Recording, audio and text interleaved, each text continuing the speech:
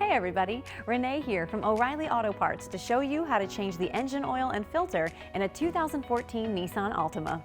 Procedures will be similar for most Altima models from 2013 to 2018, but be sure to know the specifics for your vehicle before getting started.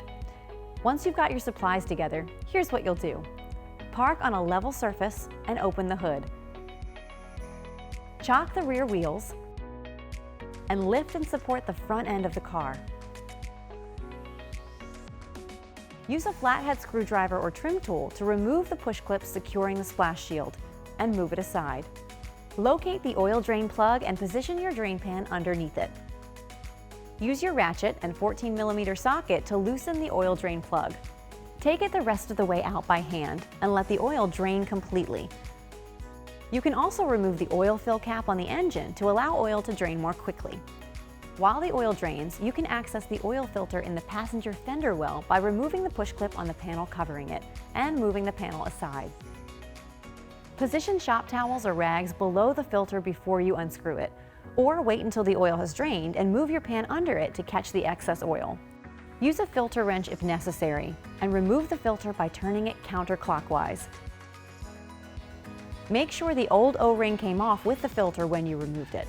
Once all the oil has drained, use a shop towel or rag to wipe down the filter mounting area, the drain plug, and the drain port on the oil pan. Install a new crush washer on your drain plug and thread the plug into place by hand. Use a torque wrench and your 14mm socket to tighten the drain plug to 25 foot-pounds. Lubricate the O-ring on your new oil filter with some fresh engine oil. Spin the filter into place until it's seated against the block. Then give it 2/3 of a turn to secure and seal it. Secure the panel covering the oil filter using the push clips you removed earlier. Once the drain plug and new filter are secure, if you haven't already, remove the oil fill cap. Add 4.8 quarts of 0W20 motor oil. This car has over 75,000 miles, so we'll be using Syntec full synthetic high mileage. Once the oil level is refilled, replace the oil fill cap. Remove the drain pan from underneath the car. Reattach the splash shield using the push clips you removed earlier. Remove the jack stands, lower the front end, and remove the wheel chocks.